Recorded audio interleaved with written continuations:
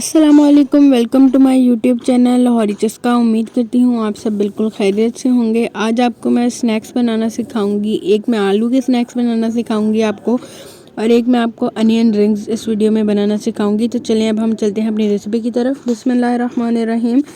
यहाँ पे मैंने 4 से 5 ले लिए हैं नॉर्मल साइज़ के आलू, जिनको मैंने अच्छे से ही बॉयल कर लिया है। यहाँ पे मैंने थोड़ा सा हरा धनिया, थोड़ा सा हरा पुदीना, 2 हरी मिर्चें मैंने बारीक बारीक काट ली, 2 चम्मच मैंने प्याज को हाफ़ चॉप कर लिया, 1/4 टेबलस्पून मैंने यहाँ पे अजवाइन ली है, 1/4 टेबलस्पून यहाँ पे मैंने ब्लैक पेपर पाउडर, और मैंने हाफ़ टेबलस्पून या हस्बे ज़रूरत यहाँ पे नमक लिया। ये सब इंग्रेडिएंट्स हमारे आलू के जो है हम स्नैक्स बनाएंगे उसमें इस्तेमाल करेंगे। यहाँ पे मैं आपको अनियन रिंग्स की चीज़ें दिखा देती हूँ। यहाँ पे मैंने एक नॉर्मल साइज़ का प्याज लेके उसके अनियन रिंग्स काट लिए। इसको आपने थोड़ा मोटा मोटा काटना है क्योंकि हमने इनको फ्राई करना है, तो इसमें थोड़ा सा हम मैदा भी कोटिंग करेंगे। 2 टेबलस्पून मैंने मैदा ले लिया और कुछ मैंने ब्रेड क्रम्स ले लिए हैं।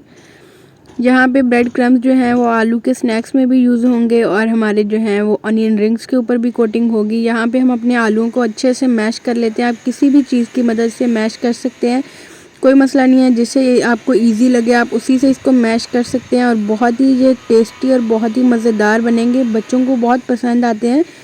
आप अगर चाहें तो बच्चों को लंच में भी बनाकर दे सकते हैं, ब्रेकफास्ट में भी आप इनको चाय के साथ दे सकते हैं। बहुत मज़ेदार बनते हैं और बहुत ही जल्दी तैयार हो जाते हैं। यहाँ पे हमने आलूओं को पूरा ही बॉईल किया था ताकि हमारे जो आलू हैं वो ज़्यादा पतले ना बने। बाद में इनकी जो हम बनाएंगे मिक्सचर, जो हम इसका बनाएंगे, जो हम इसका एक अच्छा सा बनाएंगे, वो पतला ना बने। तो इसलिए हमने इनको पूरा ही किया ताकि इनके अंदर तक ना पानी जाए। यहाँ पे आप देख सकते हैं हमने इसको अच्छे से मैश कर लिया था। इसके ऊपर हमने 3 टेबलस्पून ब्रेड क्रम्स के ऐड किए, और जो हमने सारे मसाले थे इसके अंदर अब हम वो डाल देंगे। इसके अंदर भी हम ब्रेड क्रम्स का इस्तेमाल करेंगे ताकि ये ज़्यादा क्रंची से बने। अब हम इसको अच्छे से मिक्स कर लेंगे और इसका एक अच्छा सा मिक्सचर तैयार कर लेंगे। ये बहुत ही मज़ेदार बनते हैं, बिल्कुल झटपट से तैयार हो जाते हैं। इसी तरीके से आप अपने बच्चों को कुछ भी बनाकर खिला सकते हैं। सब्जियां भी आप इसी तरीके से, काफ़ी डिशेस होती हैं जिसमें बच्चे सब्जियां नहीं, जो बच्चे खाते हैं उनके हिसाब से हम सब्जियां भी बच्चों को खिला सकते हैं। इसको आपने अच्छे से आटे की तरह गूंद के मिक्स करना है, क्योंकि हमने इनके छोटे छोटे से बॉल्स बनाने हैं। तो उसमें अगर आलू के मोटे मोटे पीसेज होंगे, गुठलियाँ होंगी, तो वो अच्छे से नहीं जुड़ेंगे। यहाँ पे आप देख सकते हैं कि मैंने कितनी कम क्वांटिटी लिया है। इसको हम हाथों की मदद से एक अच्छा सा बॉल बना लेंगे। हमने हाथों को थोड़ा सा ऑयलिंग कर ली थी ताकि जो आलू हैं वो साथ ना चिपकें। ग्रीस करने से आलू साथ नहीं चिपकेंगे। अगर आप चाहें तो इसको नहीं भी कर सकते, लेकिन फिर आपके आलू बहुत चिपकते हैं। तो इसलिए 2 से 3 ड्रॉप्स ऑयल के आप लगा लें हाथों को, और फिर आप बॉल्स बनाएं। बहुत ही शाइनी और बहुत ही अच्छे से बॉल्स बनेंगे, कोई भी क्रैक्स नहीं रहेंगे। यहाँ पे आप देख सकते हैं एक ही साइज़ के मैं सारे बॉल बना रही हूँ। इनको हम एक ही साइज़ के बनाएंगे, बहुत छोटे छोटे से, ज़्यादा बड़े नहीं बनाएंगे। छोटे छोटे ज़्यादा खूबसूरत लगते हैं, तो इसलिए हम इनको बस छोटा छोटा सा ही बनाएंगे। अगर आप चाहें तो इनको बड़ा भी कर सकते हैं, लेकिन दिखने में जो है वो ज़्यादा खूबसूरत छोटे ही लगते हैं, तो इसलिए मैं तो सारे छोटे ही बनाऊंगी। बच्चों को तो बहुत पसंद आते हैं ऐसे स्नैक्स, बच्चे बहुत शौक़ से खाते हैं। आप अगर बच्चों का कभी ना दिल कर रहा हो खाना खाने का, तो आप उनको ये बस स्नैक्स बना कर दे सकते हैं। झटपट से इजीली तैयार हो जाते हैं। सिर्फ आलू यूज़ होते हैं, बाकी तो सारी चीज़ें हमारे ऑलमोस्ट घर में होती हैं। आलू भी ऑलमोस्ट घर में होते हैं। कभी कभी होता है कि ऐसी चीज़ नहीं होती, तो आलू घर पे ही होते हैं, तो आप बच्चों को जब मर्ज़ी बना के दे सकते हैं। यहाँ पे आप देखें मैंने अपने सारे बॉल्स जो हैं वो रेडी कर लिए हैं। अब मैंने थोड़ा सा मैदा 2 टेबलस्पून, बिल्कुल मैंने पतला सा इसको मैंने पानी की तरह घोल लिया था अच्छे से। उसका एक मैंने थिन सा मिक्सचर तैयार कर लिया। इसके अंदर हम थोड़ा सा इनको डिप करेंगे, इसके ऊपर कोटिंग करेंगे हल्की, और इसको गरम हम ऑयल के अंदर फ्राई करेंगे।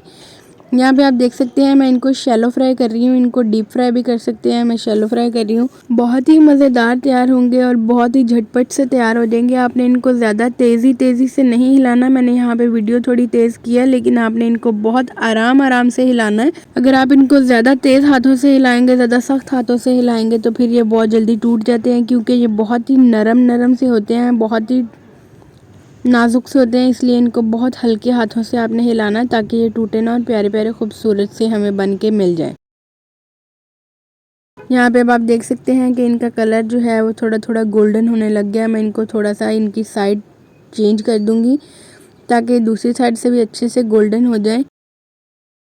ये हमारे ऑलमोस्ट गोल्डन हो चुके हैं। अब हम इनको निकाल के अपने दूसरे वाले जो बॉल्स हमारे हैं वो इसके अंदर डाल देंगे। उसी तरह हमने मैदे की कोटिंग करके इनको भी डाल दिया। यहाँ पे मैं आपको दिखाती हूँ कि ये भी थोड़ी देर के बाद पक गए थे। मैंने वीडियो को थोड़ा काट के लगाया हुआ है तो इसलिए आपको इतनी जल्दी दिख रहा है। अब यहाँ पे हमारी दूसरी रेसिपी तैयार होने लगी है। यहाँ पे आप देख सकते हैं कितने खूबसूरत अनियन रिंग्स बने हैं, बहुत ही मज़ेदार।